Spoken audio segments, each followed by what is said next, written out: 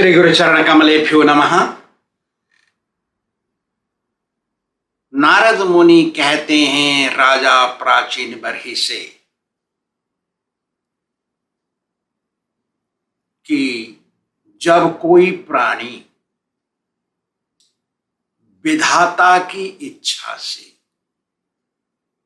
अनेक प्रकार के शरीरों को लेते हुए 84 लाख योनियों में माने 80 लाख योनियों में, मतलब 4 लाख तो मनुष्य हैं, 80 लाख योनियों में भ्रमण करते हुए सारे जगत में जाते हैं, घूमते रहते हैं। कभी पक्षी का शरीर, कभी पशु का शरीर, कभी पानी में रहने वाले जंतुओं का शरीर, कभी मक्खी का शरीर, कभी मच्छर का शरीर, कभी सर्प का शरीर, पता नहीं किस चीज का शरीर लेते लेते घूमते घूमते कभी वो मनुष्य का शरीर प्राप्त करते हैं।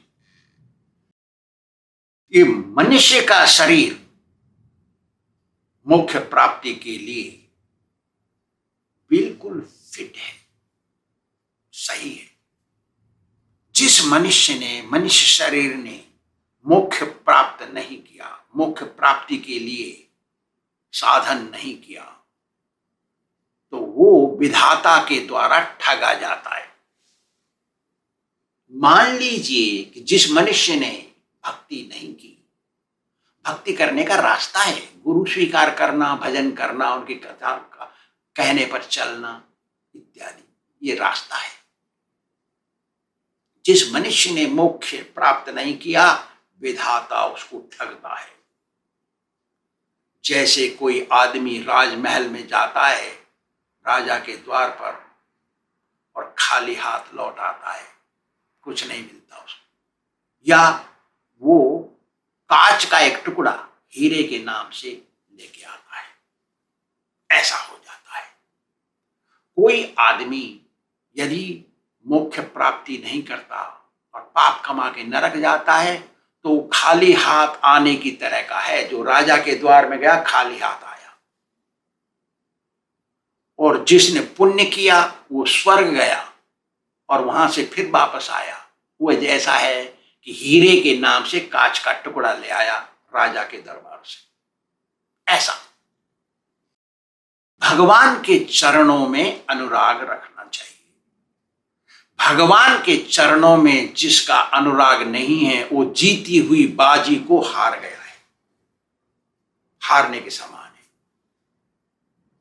भगवान के चरणों में दिल लगाना चाहिए और हृदय से भगवान की सेवा करनी चाहिए। जितना बन जाए उतना करना चाहिए, और भगवान की सेवा में ही सारे स्वार्थ निहित हैं। यस्मिन् विज्ञाते सर्वमेव विज्ञातम् भवति। जिसके पहुंचने के पश्चात सब कुछ आ जाता है पास में। जिसको जान लेने के बाद सब कुछ पहचान में आ जाता है। जिसकी कृपा प्राप्त करने के बाद सब कुछ मिल जाता है।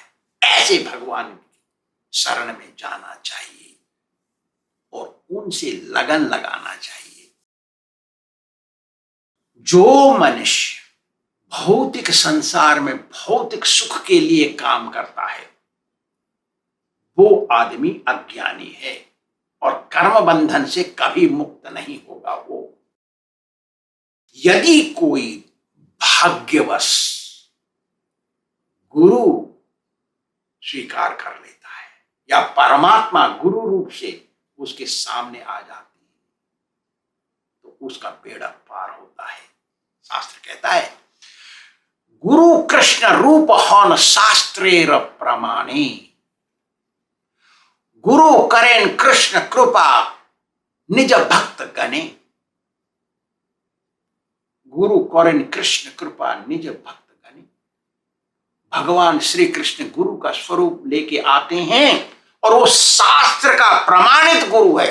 विज्ञान ज्ञान का भंडार, शुद्ध परंपरा का आया हुआ असली गुरु केवल भाग्यवान को मिलता है।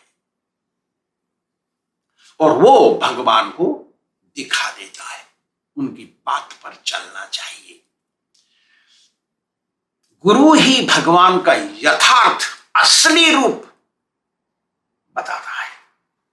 ऐसा गुरु, खड़िया गुरु नहीं, खाली बेस बना लिया गुरु जैसा, वो गुरु नहीं। ऐसे को नहीं मिलते भगवान।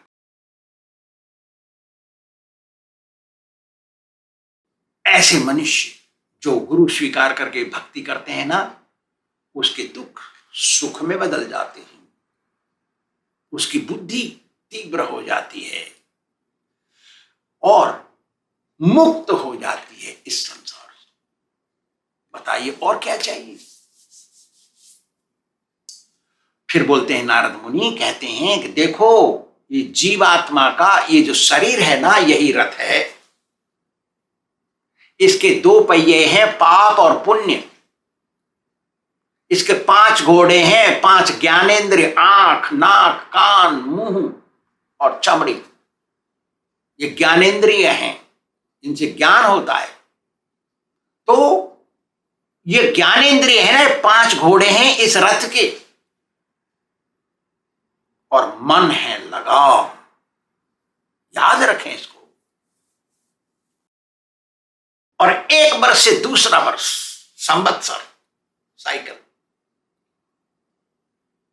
ये है इसकी स्पीड, गति, किलोमीटर पर आवर। जब कोई रात में सो जाता है ना, तो वो सपना देखता है। सपने में एक शरीर मिलता है उसको। शरीर तो यही है, सांस तो इससे ले रहा है, लेकिन वहां एक शरीर मिला है, उससे भी सांस ले रहा है, उससे भाग रहा है। वो शरीर एक पुरंजन है। वो संसार में लगा हुआ है, सांसारिक सुख भोग रहा है, पति पत्नी बच्चे में लगा हुआ है, कमाना और कमाना। एक सपना देख रहा है। वो सपने में कोई लाठी मार रहा है, कोई लड्डू खिला रहा है। सुख और दुख दोनों मिलते हैं वहां। कभी कभी तो कराता है वो दुख के मारे, कोई लठ मारता है तो दर्द होता है उसको, लेकिन इसको तो कुछ नहीं हो रहा है, तो सो रहा है। ये तो सो रहा है, करा कौन गया? यही कराया।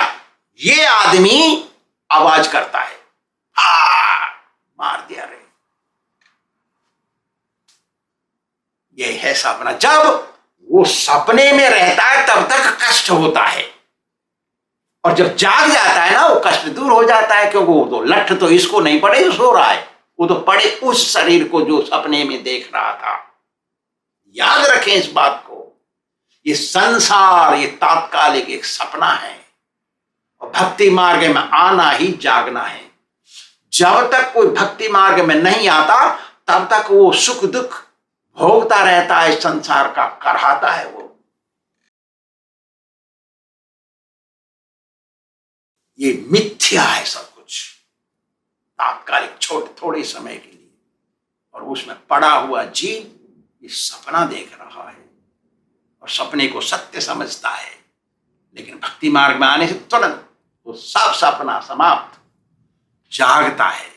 ऐसा नहीं है कि कोई घर परिवार छोड़ देगा भक्ति मार्ग पकड़ने से, नहीं। कोई जॉब छोड़ देगा, ऐसा नहीं है। खेती क्यारी छोड़ देगा, आवा गमाना, प्यार करना, सब कुछ नहीं छोड़ देगा। खाली भक्ति में जाग जाएगा वो, जाग जाएगा। जागना चाहिए। कोई भी आदमी बूढ़ा नहीं होना चाहता, लेकिन ये तो प्रकृति का नियम है, बूढ़ा होगा वो। ये तो चांडवेग आएगा उसको, अपनी सेनाओं को लेकर के उसको तो बूढ़ा बनाएगा वो। जहां चाहता है या नहीं चाहता है, वो 360 दिन होते हैं ना साल भर में, तो 1 साल के बाद 1 साल के बाद 1 साल, कोई नहीं चाहता, फिर भी बूढ़ा हो जाता है। और उसका भाई फिर आता है प्रज्वार, ठंडा और गर्म बुखार लेकर के। अंतिम समय में जो बुखार आता है उसको प्रज्वार कहते हैं, वो ठीक नहीं होता, और लेके आता है, उसको सताता है। फिर आती कालकन्या जरा, वो असहाय बना देती है मनुष्य को। बूढ़ा हो जाता है, असहाय हो जाता है। भैया बात माने न माने, करें क्या? कह ही तो सकते हैं। हम भी बोल देते हैं बेटा, हम तो कह ही सकते हैं, करना तुम्हारा कर्म, मैं कहां जाऊं करने के लिए, कहना पड़ता है। तो ये असहाय अवस्था जरा के कारण है। और फिर शारीरिक और मानसिक कष्ट, शरीर दुख रहा है, पैर दुख रहे हैं, घुटने दुख रहे हैं, हाथ पैर दुख रहे हैं, हजम नहीं होता है, दिमाग काम नहीं करता है, दांत टूट गई, आंख नहीं दिख रही है, कान से सुनाई नहीं दे रहा है, ये सब समस्याएं हैं। ये है यवन राज के सैनिक जो सताते हैं। प्राणी पुण्य करता है तो स्वर्ग जाता है, पाप करता है तो नरक भोग के आता है और फिर नीच योनि में जन्म लेता है। लेकिन आध्यात्मिक मार्ग पकड़ लेने से कर्म बंधन बिल्कुल छूट जाता है और वैकुंठ जाता है वो प्राणी। क्योंकि स्वर्ग में जन्म होता है, फिर वहां मरण होता है, फिर यहां आके जन्म होता है, फिर यहां मरण होता है, फिर स्वर्ग जाता है, वहां जन्म होता है, फिर वहां मरण होता है, कष्ट भी भोगता है। इसलिए जन्म मरण के चक्र से छूटने के लिए कृष्ण भक्ति करनी चाहिए। वैकुंठ जाएगा वो, कृष्ण भक्ति करेगा। तो फिर क्या होता है, यदि पाप और पुण्य दोनों बराबर के हैं, मिले हुए हैं खिचड़ी, तो वो इसी संसार में जन्म लेता है। यहां से मरने के बाद यहीं जन्म लेता है। वो पुण्य करता है तो स्वर्ग जाता है, पाप करता है नरक जाता है। दोनों बराबर के हैं तो यहां से मरता है तो यहीं जन्म लेता है, धरती पर रहता है। लेकिन ऐसा बड़ी मुश्किल से होता है, कोई पाप पुण्य बराबर का नहीं करता। आत्मा ना तो स्त्री है, ना पुरुष है, ना नपुंसक है। आत्मा भगवान का अंश है। लेकिन जब एक शरीर प्राप्त कर लेता है तो वो सोचता है ये मैं स्त्री हूं, मैं पुरुष हूं, मैं नपुंसक हूं, हिजड़ा, ऐसा सोचता है। लेकिन आत्मा इनमें बंधा नहीं है। शरीर में पुण्य और पाप ये बंधन है। पाप तो लोहे की जंजीर और पुण्य सोने की जंजीर, चाहे वो सोने की जंजीर है या लोहे की जंजीर है, बांधती तो दोनों ही है, दोनों से बनता है। इसलिए भगवान का भजन करना चाहिए बंधन से छूटने के लिए। बंधन क्या है? जन्म मृत्यु जरा व्याधि दुख दोषान दर्शनम, जन्म मरण और दुख भोगना, बूढ़ा हो जाना, रोगी हो जाना, ये दुख है। इनसे छूट जाता है वो कौन? कृष्ण भक्त। कृष्ण भक्त भगवान को पसंद है, उनका भगत, इसलिए भगवान का नाम है भक्तवत्सल। बोलिए भक्तवत्सल भगवान की जय। कितने अच्छे हैं भगवान, अपने भगत को पसंद करते हैं वो।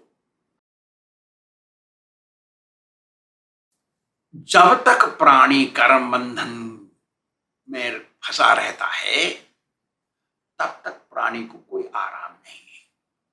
आराम तो केवल भगवान की भक्ति में है। उदाहरण के लिए कोई जंगल गया या खेत पे गया, काट लिया खूब पशुओं के लिए चारा और बंडल बांध लिया, सिर पे रख लिया, बंडल बड़ा हो गया, उठाया जैसे रखा कैसे भी, और चल रहा है गांव को, रास्ते में उसको बहुत दुख दर्द सिर, तो उसने उठा के पीठ पे रख लिया। तो यहाँ तो थोड़ी सी देर के लिए शांत हो गया, क्योंकि यहाँ दुख रहा था, यहाँ तो दुख ना खत्म हो गया, लेकिन दुख ना यहाँ शुरू हो गया ना। तो संसार का जो सुख है वो तात्कालिक है, ये तात्कालिक सुख। भरोटा जो बंडल बंधा सिर पे रखा, उसको उठा थोड़ा सरका के नीचे ले आए कमर पर, तो यहाँ का बंडल यहाँ आया तो यहाँ थोड़ा आराम मिला, लेकिन यहाँ शुरू हो गया।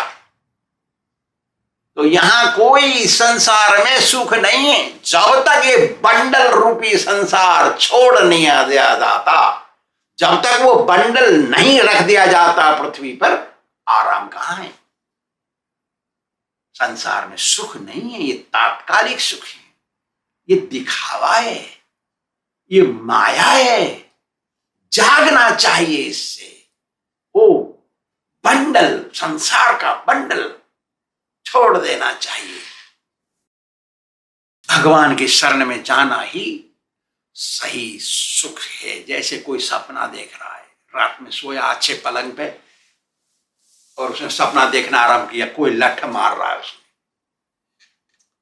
तो उसको दुख हो रहा है, भाग रहा है, फिर भी लठ पड़ रहे हैं, पैर में पड़े, पीठ में पड़े, चूतड़ों में पड़े, हाथ में पड़े, जहां लगे वहीं पड़े, तो रोता है, कराता है, दुख होता है, दर्द होता है उसको, तो वो करा रहा है। कभी कभी तो जोर से आवाज यहां से निकल जाती है, आवाज सोने वाले दूसरे पास में सो रहे हैं, वो तो अरे क्या हो गया तेरे को, तो रो रहा था, करा रहा था बड़ी जोर से, अरे मेरे लग गया, अरे बोल नहीं पाता है वो। लेकिन जब तक वो आदमी जगता नहीं, वो दुख भोगता है लठ का, वो जो दर्द हो रहा है उसको, वो दुखी रहता है जब तक वो जगता नहीं। जग जाता है वो दुख खत्म, क्योंकि लठ पड़े नहीं शरीर में, वो तो दूसरे शरीर में पड़ते थे। यही है संसार, सारा दुख, सारा कष्ट, सारी समस्याएं सब सॉल्व हो जाती हैं भक्ति मार्ग में आने से। जब भक्ति मार्ग में आ जाता है तो मनुष्य जग जाता है, अरे ये तो तात्कालिक है, सब थोड़े समय के लिए, टेम्पररी है। कौन किसका पत्नी, कौन किसका भाई, कौन किसका बहू, कौन किसका पति, कौन किसके माँ बाप, अकेले आए अकेले चले जाएंगे, ये माया है। जब भक्ति मार्ग में आ जाते हैं तो पता पड़ जाता, अरे तरीके में तो माया में था। जैसे प्राणी जग जाता है तो मालूम पड़ता, अरे तो मैं तो सपना देख रहा था। देख, ऐसा है। आध्यात्मिक ज्ञान केवल गुरु से प्राप्त होता है। भगवान गुरु का स्वरूप रख के आते हैं किसी भाग्यवान के सामने, या कोई भाग्यवान गुरु के पास आता है और वो भगवत ज्ञान देता है। श्री हरि की कृपा कैसे मिलती है बताता है। ऐसे गुरु केवल भाग्यवान को दिखाई देते हैं, सबको नहीं दिखाई देते। गुरु है सामने लेकिन पहचान में नहीं आते। श्री गुरुम परमम तत्वम तिष्ठन्तम चक्षुरग्रतः मंद भाग्या न पश्यन्ति उल्का सूर्य एवोदिता। मंद भागी, जिसकी तकदीर खराब है, उसको गुरु नहीं दिखाई देते। गुरु तुम्हारे सामने बैठे हैं।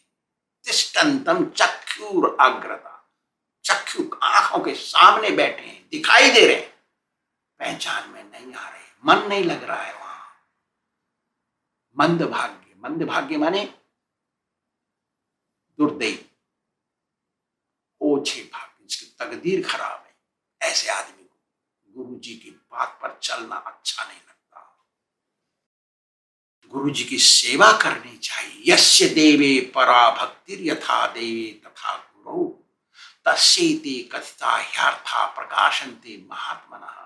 सारे शास्त्र, सारे ऋषि मुनि कह गए गुरु जी की सेवा भगवान की तरह से करनी चाहिए, क्योंकि भगवान के पार्षद हैं, प्रतिनिधि गुरु, शुद्ध गुरु, परंपरा में आए हुए शुद्ध गुरु, शास्त्रों से प्रमाणित गुरु। ऐसे गुरु की बात ना माने तो कितना दुर्भाग्य है, कोई बताइए। मंद भाग्य है उसका, दुर्भागी है वो, तकदीर खराब है उसके, इसलिए गुरु की बात नहीं मानने की इच्छा होती, गुरु से विरोध में चलता है। इसलिए भगवान का एकाग्र भाव से दिल लगा के सेवा करनी चाहिए और सम्यक रूप से सेवा करनी। सम्यक मतलब भगवान के प्रति श्रद्धा, गुरु को स्वीकार करना, उनकी बात पर चलना, भगवान से प्रेम करना, ये सिस्टम है सम्यक। सम्यक माने एक सिस्टम। जैसे स्कूल जाते हैं ना, नाम लिखवाते हैं वहां, और वो मास्टर की बात मानता है, परीक्षा देता है तो पास होता है, वो सिस्टम है। ऐसे ही भक्ति मार्ग में भी सिस्टम है। सिस्टम से दिल लगा करके सेवा करनी चाहिए तो दो चीज उसको मिलती हैं, ज्ञान और वैराग्य। भगवान का ज्ञान, मैं कौन हूं, भगवान कौन है का संबंध, और वैराग्य संसार से लगाव छूट जाता है। नारद मुनि आगे कहते हैं, वासुदेवे भगवती भक्ति योग समाहितः सध्रीचेन वैराग्यम ज्ञानम च यद्भीयते।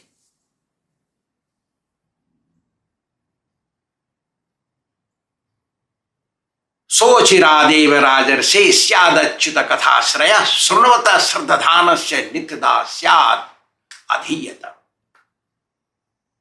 अज्ञान अंधकार चला गया, भगवान की भक्ति दिल से की, सिस्टमैटिकली गुरु की बात पर ज्ञान वैराग्य आ गए। और फिर क्या करना है, कैसे आते हैं वो? न प्रतिदिन श्रद्धा पूर्वक भागवत को पढ़ना चाहिए। संस्कृत नहीं मालूम है तो संस्कृत श्लोक नहीं पढ़ना चाहिए, और शुद्ध भक्त के अर्थ को पढ़ना चाहिए। शुद्ध भक्त ने जो बताया है उसको पढ़ना चाहिए। भागवत के पेज बदलने चाहिए। अंग्रेजी नहीं आती तो हिंदी में पढ़ना चाहिए। क्यों कि शुद्ध वैष्णव के मुंह से निकली हुई कृष्ण कथा मनुष्य यदि सुनेगा तो कुछ समय पश्चात वो शुद्ध हो जाएगा,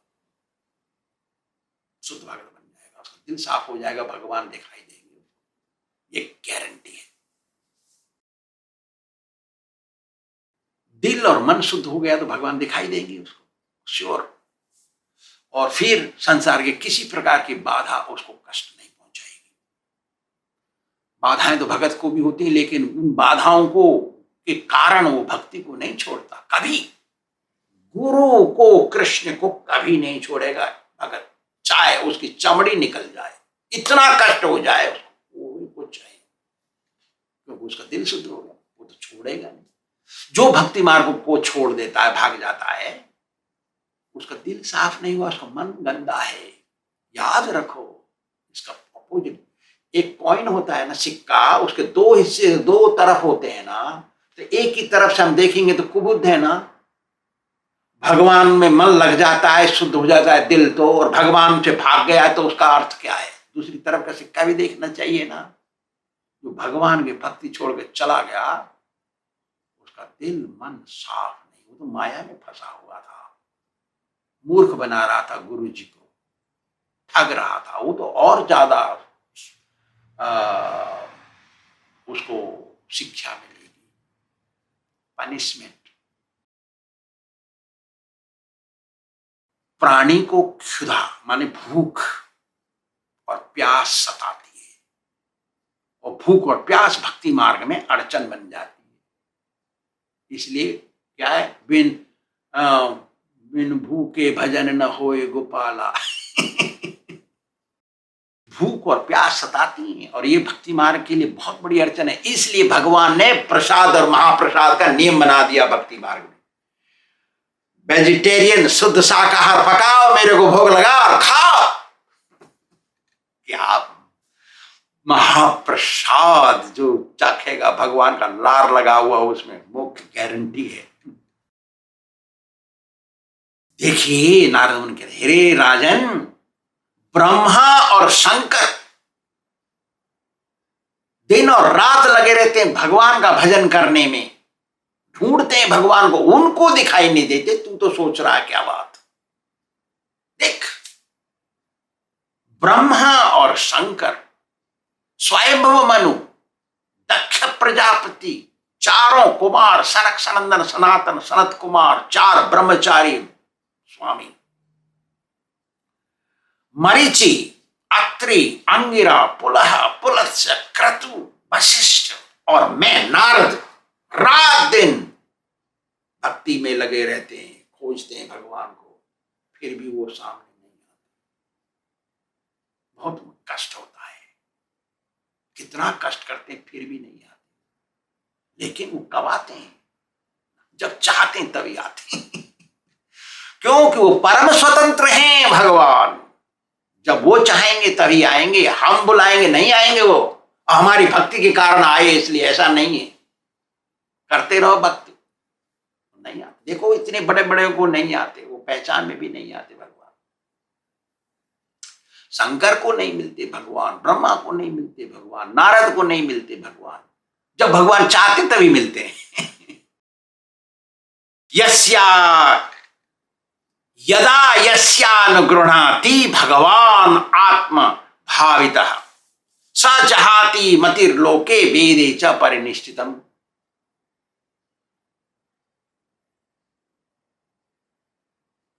जब कोई दिल से भगवान की भक्ति करता है, सेवा करता है और उनका भजन करता है, हरे कृष्ण कृष्ण कृष्ण हरे हरे, हरे राम राम राम हरे हरे माला से भजन करता है दिल से, उसके ऊपर भगवान कृपा करते हैं और वो करते रहता है भजन। तो भगवान एक दिन सामने आ जाते हैं और वो देख लेता है। भगवान दिखाई देते हैं नहीं आंखों से, ऐसे हैं भगवान, लेकिन जब चाहते तभी आते हैं। नारद मुनि आगे कहते हैं कि हे राजन,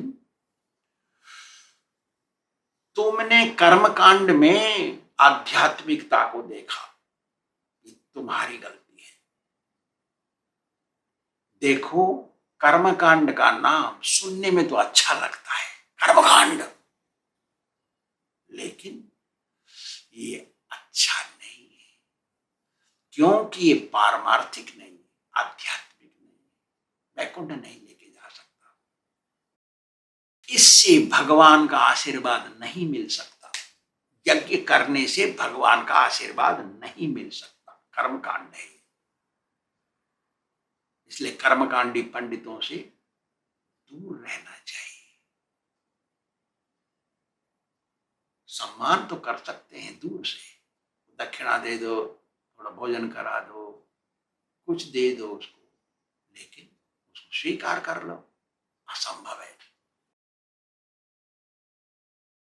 ये जो कर्मकांड की चीज है ना, यज्ञ करना इत्यादि, ये आध्यात्मिक बाहर से देखने से तो आध्यात्मिक जैसा लगता है, तेरे की बहुत अच्छा है, तो जो कर रहा है करा रहा है तो स्वर्ग जाएंगे, वैकुंठ जाएंगे, फलाना हो जाएगा, दिमाग को ऐसा लगता है, लेकिन ऐसा नहीं है। ये अज्ञानता से भरा हुआ है। जो अज्ञानी है वही करते हैं कर्मकांड। जिसका ज्ञान बहुत कमजोर है, जिसकी बुद्धि मलिन है, गंदी है, वही वेद को सर्वस्व मानता है। तो सब कुछ है मेरा, वेद, वेद में ही ये कर्मकांड लिखा हुआ है। ऐसे जो लोग हैं जिनका बुद्धि भ्रष्ट है, खराब है, मलिन है, वो वेद के उद्देश्य को नहीं जानते। वेद का अंत क्या है?